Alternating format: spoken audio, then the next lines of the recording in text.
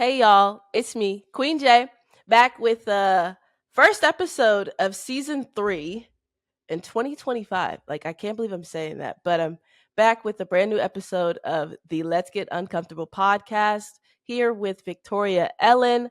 I'm so excited to introduce her to you guys. I'm so excited to just jump into it, but before we jump into today's topic, as always, we start with mindfulness, so that's not going to change. So with that being said, it is now time for us to pause, breathe, and relax. It is now time for us to enter a space of love and grace and care for ourselves. It is now time for us to enter a space of no judgment, only awareness, so that we can receive new tools and navigation around how to heal within this lifetime. It is now time for us to take our past, reflect on it. We don't have to stay there. Reflect on it, gather the tools that you need so that you can exist in the present moment so that you may thrive in your future. It is now time for us to collectively woosah and take a second to just take stock of wherever we are in our journey. It is okay if you're at the very beginning. It is okay if you're at the middle. It is okay if you've had to start over. It is okay.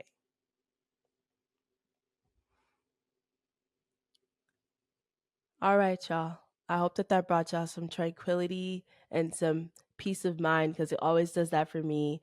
It's just great to reset and start the episode off with just a moment of understanding that we need to be in a space where we don't judge one another. We listen and we don't judge, okay? And we just acknowledge where we are and hold space for whatever emotions may come up. But I want to introduce Victoria Ellen, the author, the powerhouse that be of the book Painting in the Rain with Victoria Ellen. I love that title, first of all. Like, that just, I think that encapsulates everything that healing is. You take your sadness and you make art. Either way, yeah. So, the first question I have for you, was it hard for you to even venture into this journey at all? Like, when was the first shift for you? So, telling my story has really been important to me throughout this journey because we're all ever evolving, right? And I've done that in a lot of different ways and in different spaces, Janae. But the difference I think with this is like when you actually commit to putting your life in black and white in a book out there for all the critics, for all the people to, it's a completely different level, right? So I just really had to come into my own and understand that there was a calling for me, that there was a purpose for me and for my children, and there was a reason why I was doing this. And if people had something to say other than grace and embracing me, then they're just not my people. Oh my good. Okay, that is so crazy because I mentioned to you that my book is coming out soon and everything else, but like that's the exact feeling that I've been having throughout this entire process. And I've been nervous and like I've had coaches and I've had like even my therapist tell me like who's your audience? And I'm like the warriors, the people that, have been through similar things and they want help, and she was like, "Okay, they're going to understand. They're going to know. The people that don't matter, they literally don't matter." But it's so hard to I think it's hard to wrap your head around that at first cuz you're putting your life out there. Yes, so that's really hard. But I was really concerned about all of the people that would be judging me and the critics and somebody that would have something to say or whatever. And thank God, I mean, I really haven't dealt with much of that. I'm really thankful. Thank goodness. So I don't know if I just have like this invisible shield around me that's just like protecting me now, which I'll take it. I'll take it. Yeah, but even if I don't, it's okay. Like I'm sure there's always going to be something to be said, but here's the deal. No one walked in my shoes except for me. So nobody saw it except me from these eyes. So everyone can have an opinion. That's absolutely their right. It's just the criticism has to really be dampened a little bit and really have to hold that critique that they might want to say. Sorry, I wrote I I just can't help it because I get that I'm going through that currently where I get constant feedback of, well, I would have done this and you could have said this and you could have done that. But if I chose to do something in this moment, and I just, warriors, I want you to be paying attention. If I chose to stay silent about something until I was emotionally and mentally ready to let you in on it, there's a reason for that. And I would do, maybe because everyone isn't me, but I would do some self-reflection and wonder, like, why did she not consider me a safe space to disclose the information to? You know what I mean? Yes, absolutely. I agree with you on that. And I think the other thing with a memoir is a lot of people like poo poo memoirs. They're like, oh, it's a memoir. Like they don't want to think about it. But I mean, this thing right here, this is based in true crime. And the subtitle of my book is From Trickery and Triumph, true story of trickery and triumph. So it's like, okay, so what really happened? What was going on that this trickery was happening in order to get to a place of victory or triumph, or like it must have been something. And yeah, so there's a lot of that actually organic rise and fall action throughout my story, which I did not intend to happen. It just, my life is crazy. It just happened. Yeah. It just happened. No, I understand it. I totally understand it. So, my next question for you is what okay, because we're talking about, which we haven't like actually said it's from narcissistic abuse, but what dynamic was it? Was it like, what was the who was the I guess the relational aspect of it? What was that? Yeah, so I was married and it was my first husband. He was the narcissistic person that I was dealing with that I really unpack my story with mainly in the book. He was not only, the abuser, the perpetrator, but all of the things. I mean, fill in the blanks. I have two children with him, and he was extremely abusive, sexually abusive to the children and I. So we've been through so much and lots and lots. I love that your podcast is focusing on healing and talking about uncomfortable conversations because, like, I literally check all the boxes, Queen J. I mean, like, unfortunately, I'm in this club. I didn't want to be in this club, but this is the club I'm in. So I'm going back in the fire and I'm just going to pull everybody out with me because, we all deserve to be free and live happy, healthy lives. And we're not going to live in misery and pain forever. I'm going to use that pain for my purpose, period. The reason why I asked you that is cuz within my um healing journey, I've had to move on from narcissistic individuals as well, but I was raised by a narcissistic like centered family, so my experience of the abuse is probably different from that of like a dating standpoint. But then because I was raised in it, I went out and started dating emotionally unavailable narcissistic like parasites that I had no clue. Yeah, it's that familiarity, right? It's that familiar spirit. It's what you know. When you're comfortable and you're willing to tolerate things, even if you can't like placate, you can placate yourself a million different ways. Oh, it's fine. I went through it with, like, you can literally tell yourself a million times, oh, I saw that with my uncle, or I saw that with like from my family. Oh, that's what my family does. Like, you can pass it off, right? Over and over again until you get to the point where you've reached the exhaustion point. I call it like hitting that wall where you're just like, man, this is really a cycle. Like, we're fine today if I do what you want, but like in the next couple of minutes, are you going to be fine? I have no idea. They're so unstable. They're so unstable. And then that just causes your nervous system such shock because you are always constantly in fight or flight and you just never know how that person's going to react. So you're living in this state of fear all the time, which causes all kinds of health problems, physical issues. I mean, it's wild. Your body has mysterious illnesses that start popping up.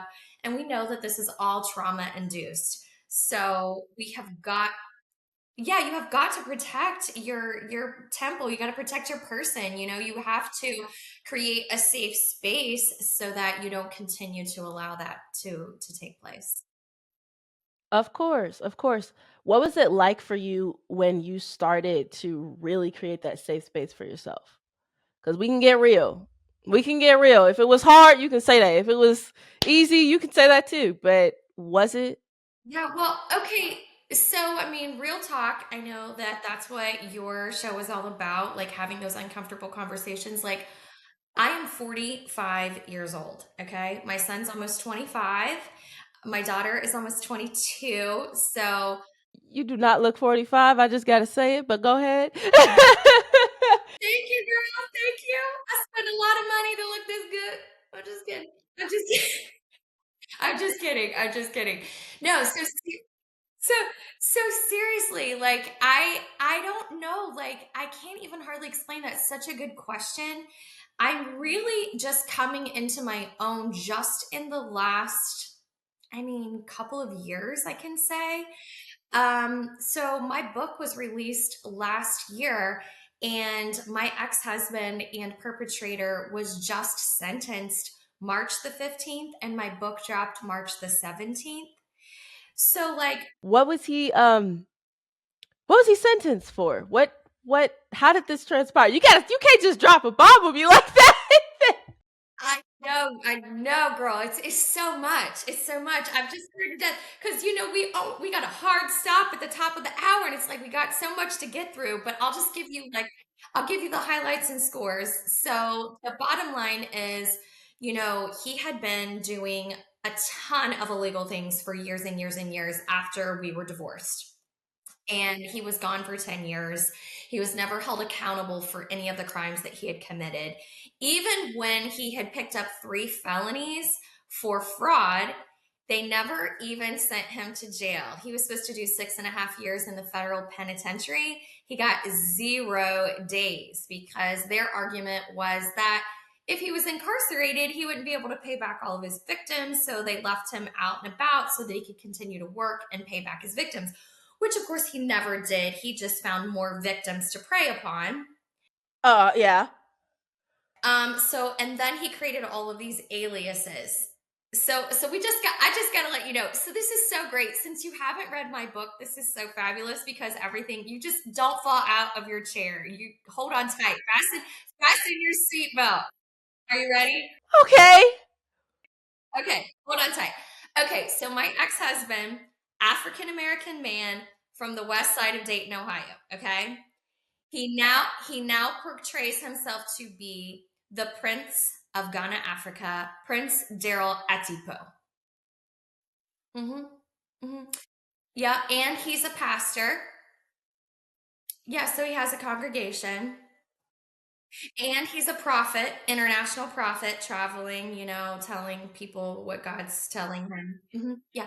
And then he's a CEO and a COO of a company where he has a gold mine in Africa. So he's traveling the world financing biofuel refineries in Southeast Asia, Africa, and Northern America. Whoa, jeez.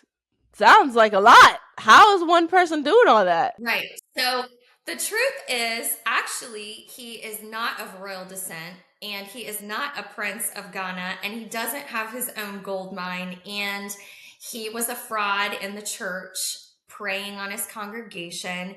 He really isn't all of these things. He is a professional con artist. So he was creating all of these shell companies and posing as an investment broker so that people would give him money, and then he was living this lavish high lifestyle. Oh my god. I'm not smiling out of like happiness, y'all. I'm smiling out of shock. What? Okay. It is so wild. It's so wild. Fact is stranger than fiction. But the bottom line is, after nearly 10 years in litigation, bleeding attorney fees, we had one case that went to the Ohio Supreme Court.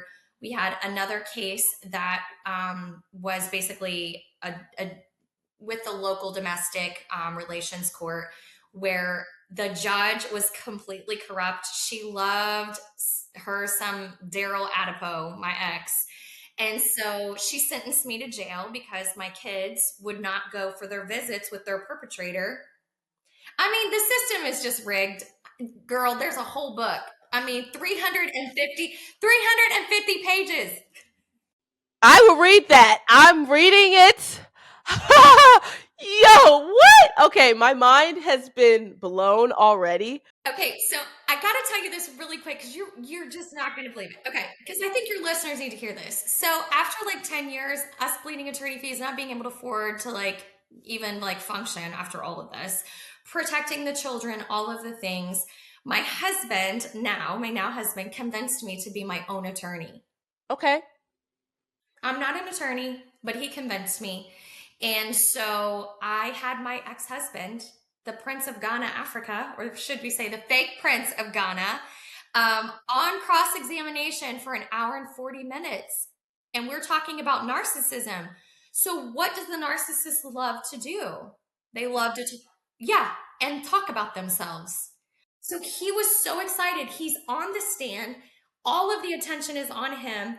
I have an exhibit book.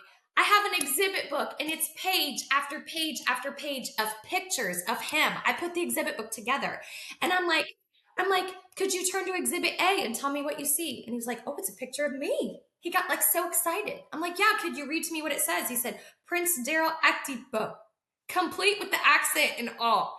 And then I'm like, can you turn to the next page and tell me what exhibit B is? Oh, it's a picture of me. I'm like, what does it say? Pastor Daryl Adipo. I'm like, oh, he's so excited. He's so excited.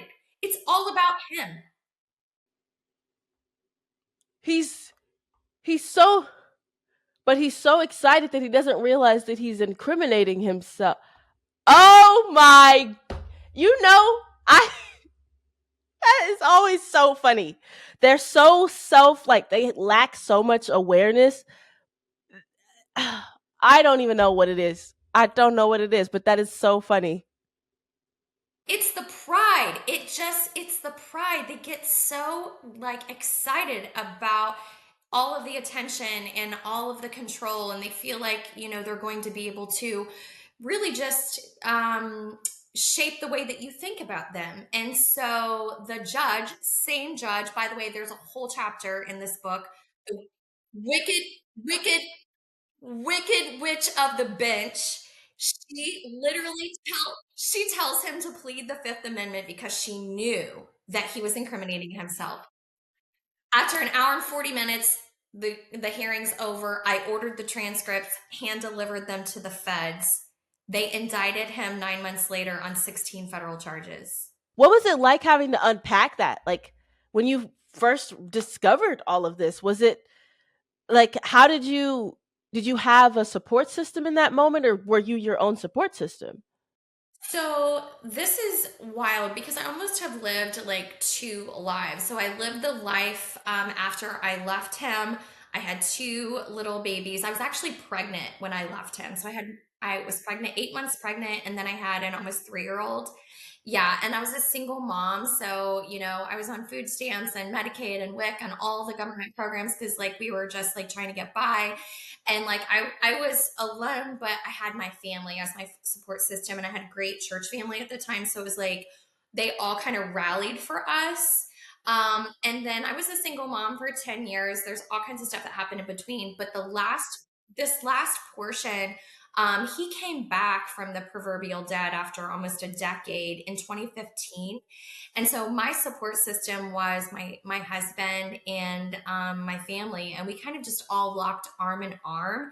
And kind of to answer your question, like it healing, like we couldn't even heal for so long. I mean, we were trying, but we were stuck in survival mode, really, for a long time. And that's exactly why I asked that, because I think a lot of things, Like we hear all the time, oh, that person's a narcissist, oh, that person's a narcissist. But y'all, there's a classification of a narcissist, okay? And you guys need to understand that just because someone harms you does not just necessarily classify them as a narcissist. Just because they're a little selfish or just because they're a little self-absorbed, it is the innate nature of a narcissist to be absorbed to the point where they don't consider you at all. Your feelings don't matter.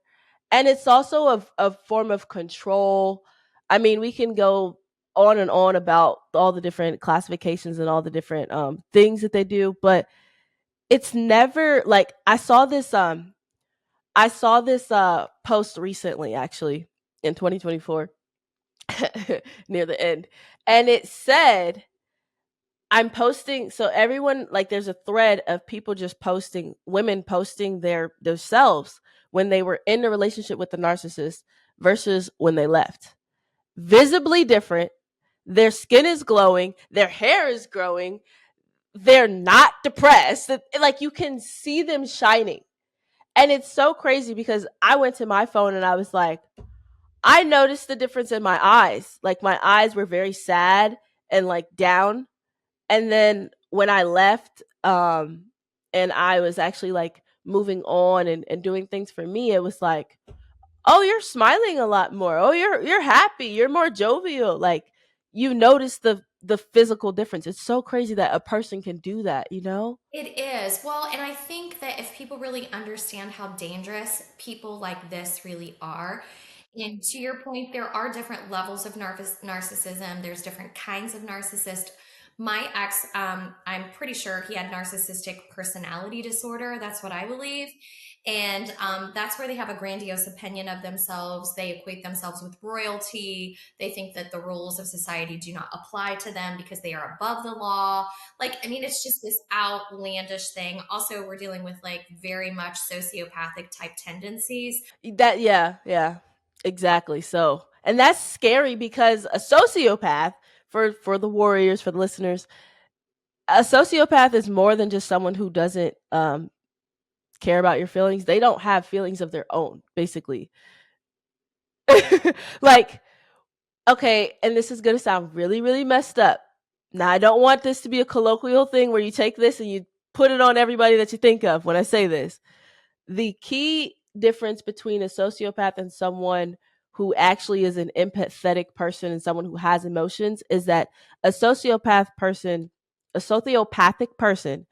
does not have their own feelings, but instead they mimic yours because they don't know what those emotions feel like. They don't know, not just like happiness, but like you ever, okay, this might be the best analogy. So you ever go to a funeral and there's that one person that's like, I don't know how to emote. I don't know how to feel. I don't know how to like they don't really get that they're at a funeral and that it needs to still be about them and they're talking about like vacation or they're talking about whatever and you're like, dude, have some respect. We're at a funeral. That is a sociopath. That is a person who doesn't pick up on the environment of the room. The energy of the room is sad, is like down, more just somber. And that person is like, hey, we went to this place and I did this and I've been doing good and I've been. And it's like, dude, it's not the time. We had a funeral. Right. They cannot read social cues and they're not they have zero emotional intelligence. So they just are not able to sympathize with other people. So Do you feel like you also had that transformation when you were like, okay, this is this picture, before picture while I was in this situation, and then after? Do you feel like that? yeah, I mean, I am a completely different human being than I was when I was married to him. Yeah. I remember one hearing that we were at. He made a comment on the stand, and he said, "Well, I know Victoria," and he was like, I know her," and I'm like, "Well, first of all, this play had been going like 13 years. Like, you do not know me. Like, I am not. No, you knew me. You knew that version of me, but." The one that you liked, the one that you could control, right? You knew that version. The insecure one. Yeah, the one that would take all of the abuse, the one that would lay down and just take it and take it and take it. And that girl died. Like she's gone.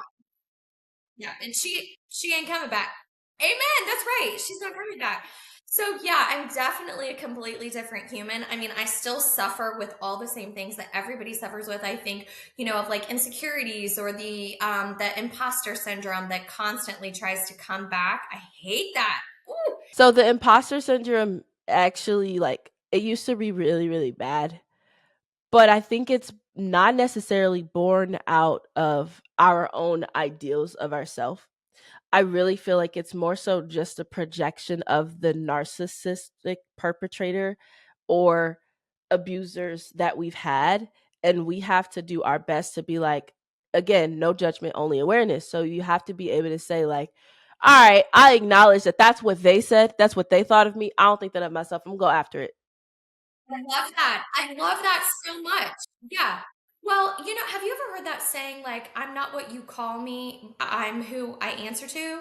Like, you know what I mean? It's like, no, like, I am intelligent and I am strong and I am beautiful and I am fearless and I can do all these things. Like, I am not this weak little girl that was beat down, that was lied to and unappreciated. You know what I mean? And you know what I want to capitalize on right here that you're saying in this moment? I want you to understand that you never were.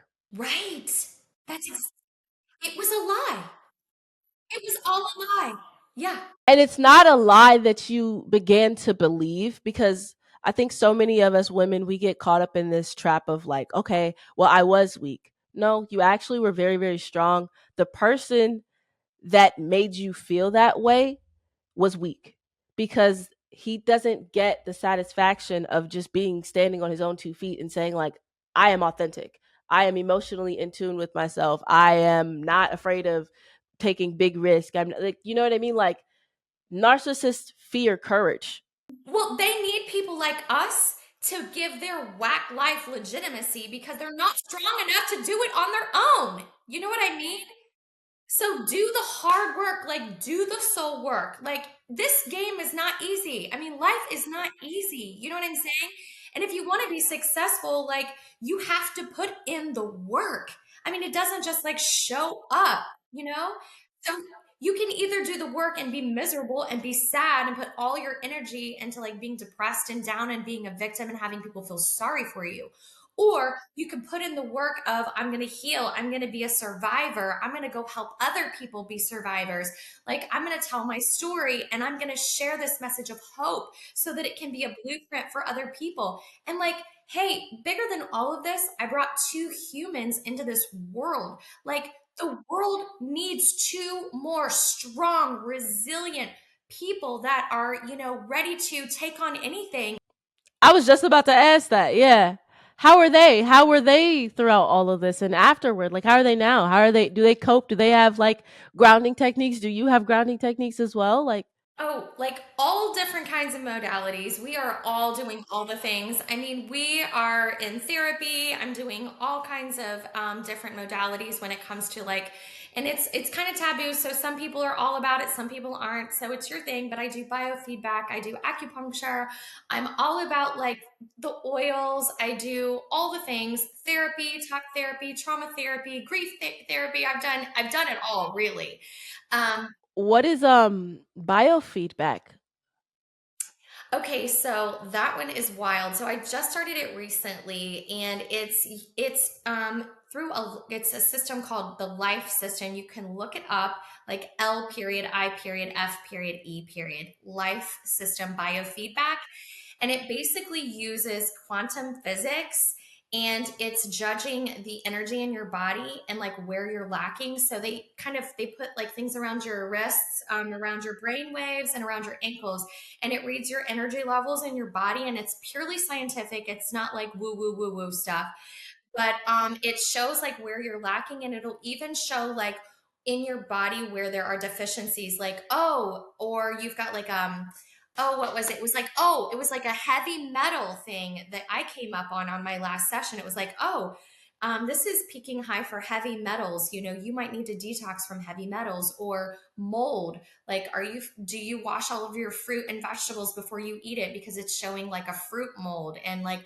just different things that I'm like, oh my gosh, and all of that affects our health and our well being, you know? So we're doing all the things. And like I said, my kids are grown now.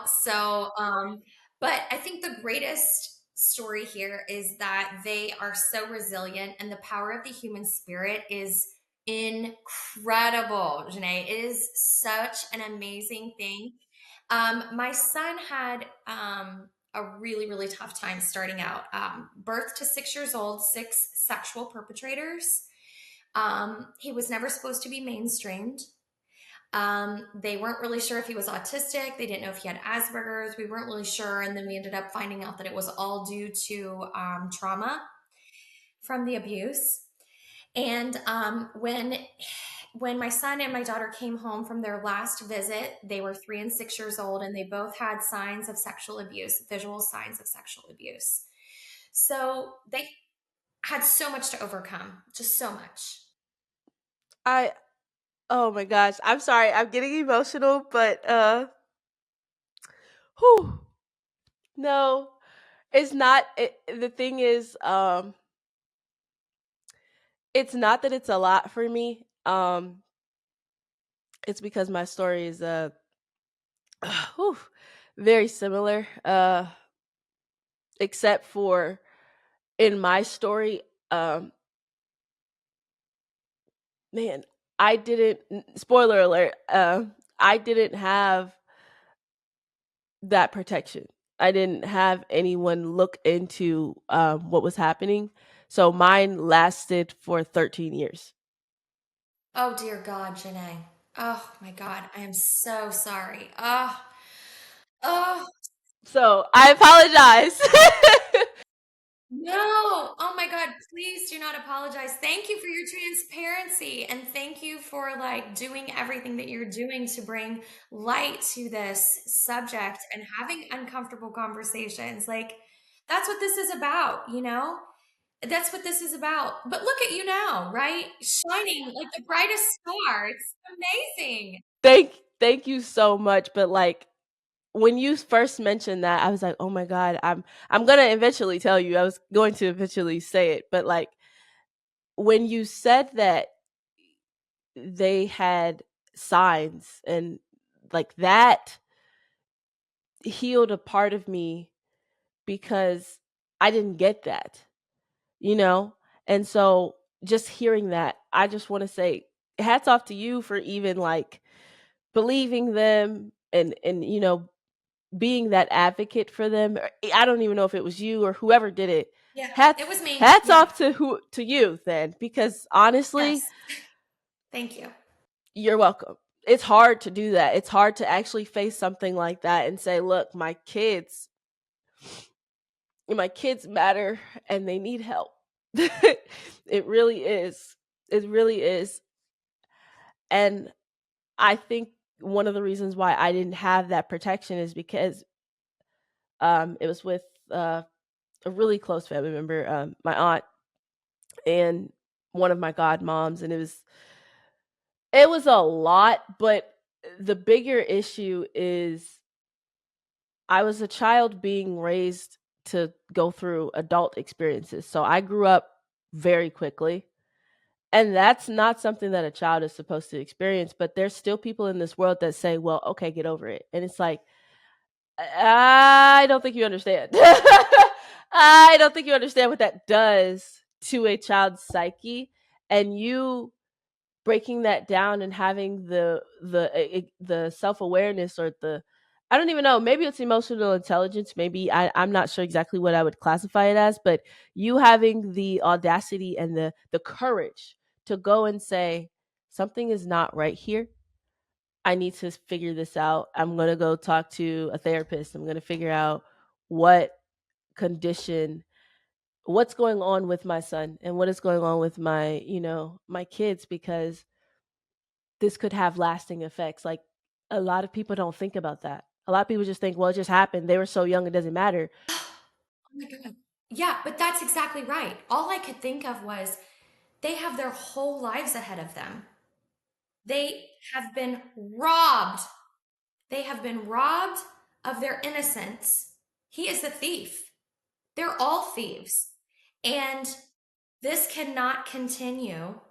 First of all, justice will be served. I don't know how, whether it's on this earth or in the afterlife. I don't care how it's going to work out, but I know it's going to work out somehow, some way. And I listened very intently to what all of the professionals, all of the doctors at Children's Hospital told me, because they told me, your son will probably never be mainstreamed. He'll probably never be able to graduate from high school. The severity of his abuse has just been so long from birth, which is when you're developing your cognitive skills, all of the delays through your foundation, those cornerstone years. We don't know that he'll ever be able to regain what was lost because of this. And I don't know, Janae. I don't know if it's just because I've got a head on me like a cement block and I'm so damn stubborn, but I refused to believe that. I'm like, thank you. I respect you. I respect your professional opinion, your medical advice, all the things. Now we about to get to work. We're going to get to work and we're going to start rebuilding and repairing and I know restoring what the enemy has come to steal. And so we worked so hard. I'm going to get emotional. You gonna have me all tore up on here. I'm gonna be crying. It's okay. It is all right because this is what I wanted to talk about. Like that's incredible. That is incredible. That is true resilience, warriors. If you guys ever wanted to know what resilience looks like, it is taking a lie or something that someone has determined about you and you taking that power back and saying, "Yeah, I hear you, but I'm gonna do this my way. I'm gonna make it happen my way." And I love that you had that because that's very rare for most people to have in their that mindset where it's like, I'm getting diagnosed or my son is getting diagnosed right now, but I'm gonna defeat those odds. Let's challenge him. Let's play the cards. Well, and you know what was so remarkable about all of this? I just have to unpack this for like these warriors super quick because this is why I wrote this book because it's so incredible. So, not only did my son graduate from high school, but when he was in high school, he got multiple track scholarship offers for track and field, collegiate offers. He went to college on a college track scholarship. He graduated with his bachelor's degree last year, and he literally just closed on his first house this year. He's 24 years old. Boy, he okay. All right, all right, all right. So, so that's my son, and here's my daughter's story, which is just equally as incredible. So obviously, like I've got amazing kids that are resilient and such drive. It's because of you. It's because of him. I'm just gonna deflect. It is no. It is because of you. It is because of you and God together. God put something in you so that you could give your kids that. Just so you know, because He doesn't give it to everybody. I got. I'm always the person that's gonna shine a light and give and uplift somebody because especially when you like I said that touched me deeply because even as a 27-year-old I'm still going through the neglection that I did not get as a child, or like the that emotional neglect that I did not like I just got as a kid. So I get it. That's why I wanted to say that to you. But go ahead. I'm sorry. I keep interrupting you. Thank you. Thank you. No, it's so good. It's so good. So, my daughter's dream since she was in the seventh grade was to earn an appointment to the United States Coast Guard Academy. And so for those that don't know, the Coast Guard Academy is like it's one of the five service academies in the United States. So like you've got the Air Force Academy, you've got the Naval Academy, you've got West Point for the Army, right? So and then there's the Coast Guard Academy. It's the smallest. There's about 250 to 275 cadets per graduating class. And when they graduate, they basically go to college on a full ride scholarship for 4 years. They graduate as an ensign, but basically they've become an officer in the United States military branch, whichever one, right? I mean, it's a big deal, right? So My crazy ex-husband comes back from the dead when my daughter is like in junior high school, and we all had to continue therapy and go back to therapy because we were trying to cope. It was all situational issues, but it was causing her a lot of pain, emotional pain, mental pain, because it was bringing all of the abuse back from her childhood, right? And the judge and the courts were trying to force her to do visits with her perpetrator. So we can imagine how terrifying this must have been. So, anyway, long story short, she applies to the Coast Guard Academy. She gets denied because she had been in counseling, which you should be thankful that she was in counseling to get mental health therapy so she could be healed. So, so you know me, Queen J, I'm not going to take no for an answer. So I'm like, there's an appeals process. Like, where do we need to appeal? Like, I mean, let's go. I mean, what do we got to do? So she applied for the appeal, and literally she got her appointment to the Coast Guard Academy. She is graduating in the class of 2026. She will become, yes, she will become an officer in the United States Coast Guard. Right now, she is still advocating. She's in college, she's full time there. She is on their track and field team. She's throwing javelin. She is one of like 135 females there. I think there's only like 30 Black or African American females there. She is on the African American Genesis Council. She's the vice president of CASA, which is Cadets Against Sexual Assault. So she's standing up for victims. She's doing, I mean, she's just doing so much good right now. Like, it's incredible to see that this little girl has grown into such a strong woman, and she's going to be a force to be reckoned with. She already is. I can't wait until she's in the fleet. I was gonna say she's already a force to be reckoned with, and it's already given me so much. Like I have chills, like body chills right now because I'm like, this is incredible. I want you and I to have another episode if you don't mind. Yeah. Yes. Let's do it. Okay, cool. Because we ain't unpack enough. Okay. Like we did not unpack enough, especially because I'm in the process of figuring out what I want 2025's mantra to be, because in 2024 and 2023 it was face it scared, so do it scared. Your life lies on the opposite side of fear, whatever it is.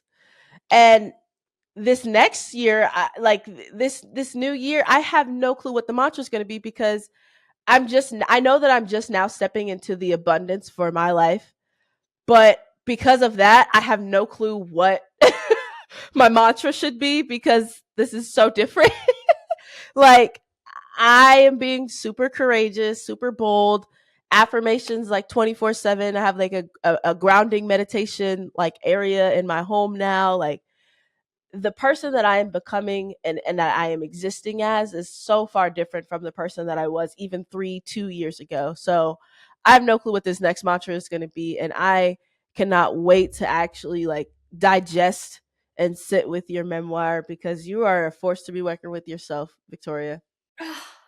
Thank you. Thank you, Janae. I appreciate that so much. We can do hard things. We can do hard things. Yes, we can.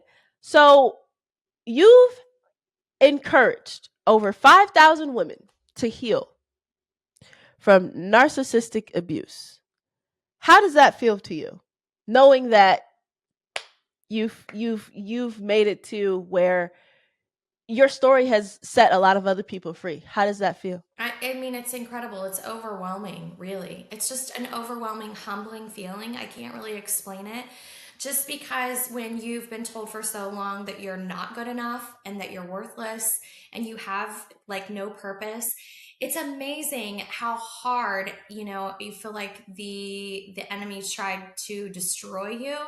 And I've always told my kids this, and I just want to encourage like listeners too, that like you've got to understand that people don't rob a bank that's empty. Like they go to where there is value.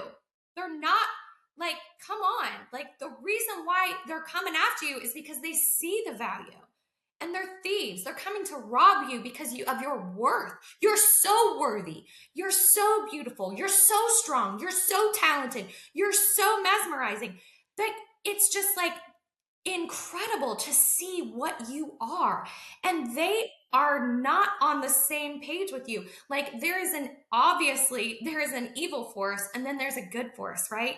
And so they're so desperate to try to rob you of your gifts and your talents, right?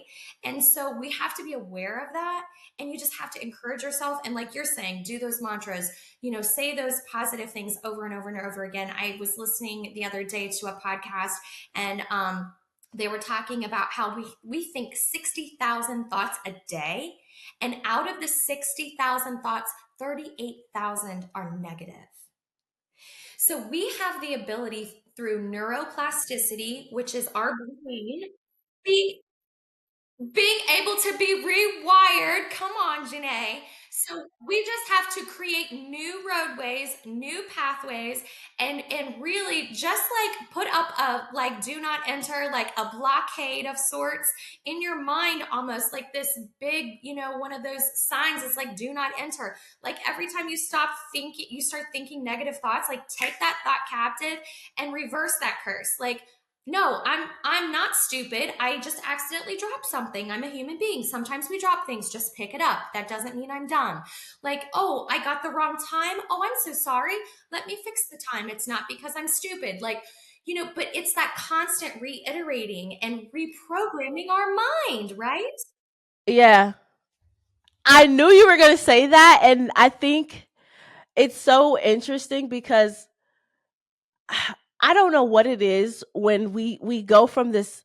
I think our baseline, this is just something that I've been thinking about for a really long time. But I think our baseline is what we first come in contact with.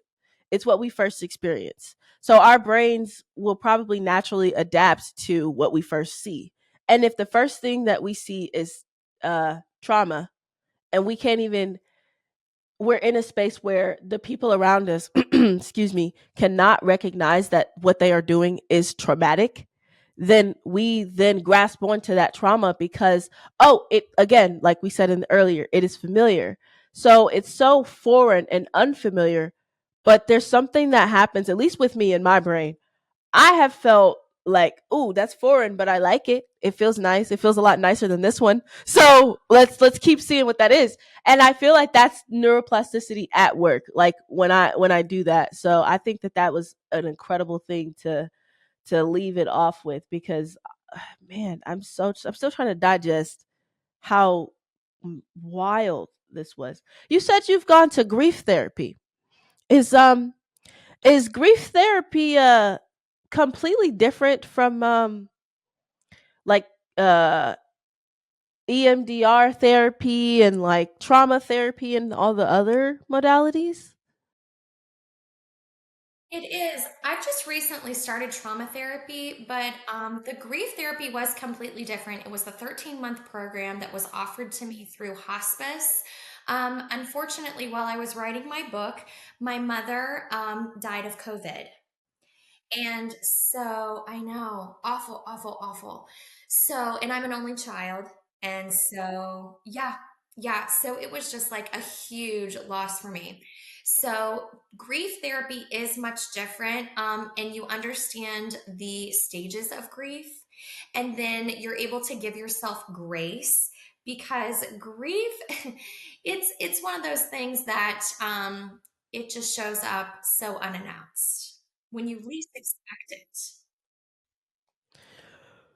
Yeah, yeah, I've lost a couple of very very important people in my life in the past couple of years, and I constantly, when I think about them, like I can hear their voice, like and it takes me back, and I'm like, I wish your physical presence was here. And I get angry, and then I meditate, and then I can feel their presence, and then I can hear them. But it's something that I am still navigating through. Like I think that would probably do me some good because my family, unfortunately, we lost five people within a span of 5 years, like back to back to back. Like so I and and each individual was someone that helped me when I was a child. So that makes it even harder. Oh, the blows just keep coming. Oh my God, Jeanette. It started off with the first person that told me I would make it through everything that I was going through. It's and then it from there it was just, but the thing is, like, as a kid they used to tell me, they were like, man, I wish I was going to be here when you made it. I wish I'm going to be here when you made it. I was like, stop saying that.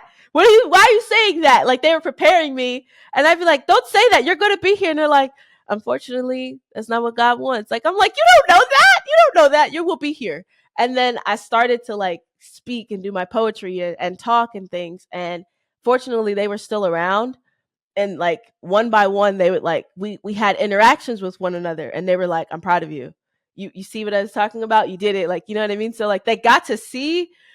But one of the final moments that I had with one of my great aunts, she was like, I was telling her, I was like, I'm going on tour. I was holding her hand, I was like, I'm going on tour and I'm doing all these things.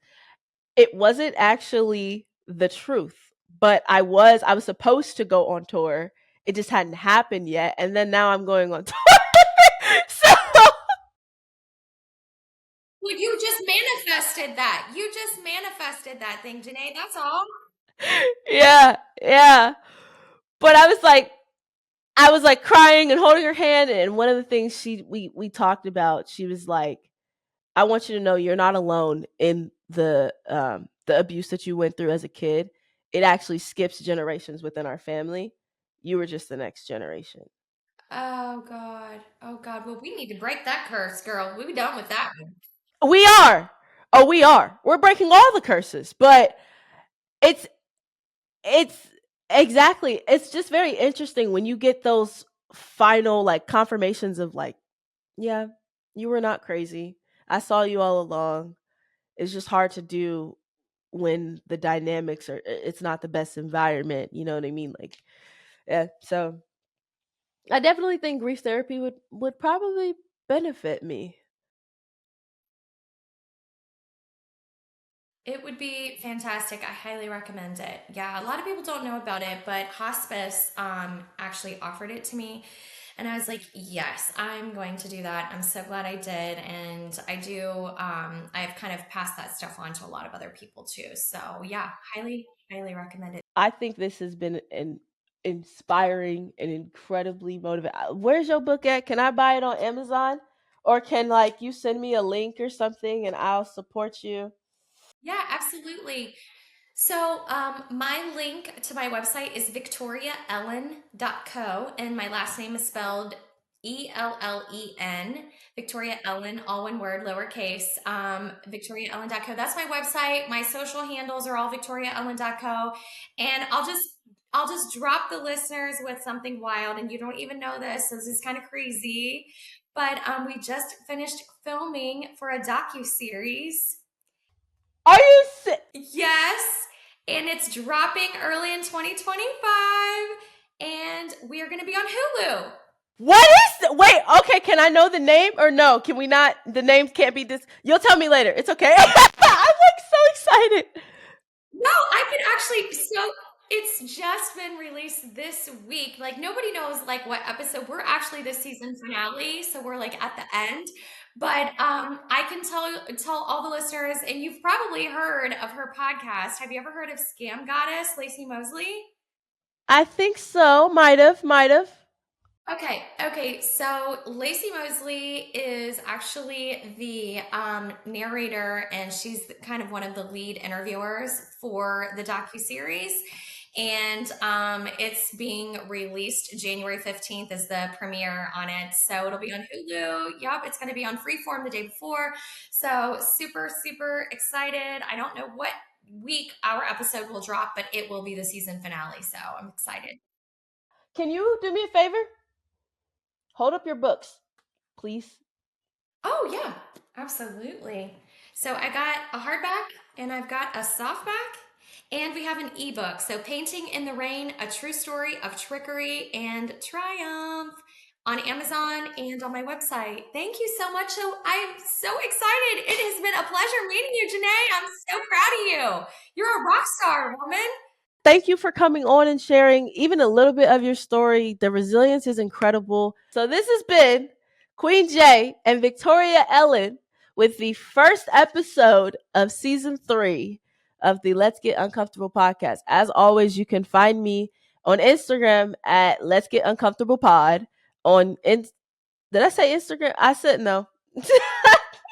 You can find me on Instagram at that link, at that username, but you can also find me on YouTube at Let's Get Uncomfortable Pod. And my personal / healing journey and like tips and stuff is _ officially Queen J. My book is coming. The Girl Behind the Glass is coming. And always, always, always remember that there's life after trauma if you want it. All right. Thanks for seeing and hearing me. Peace.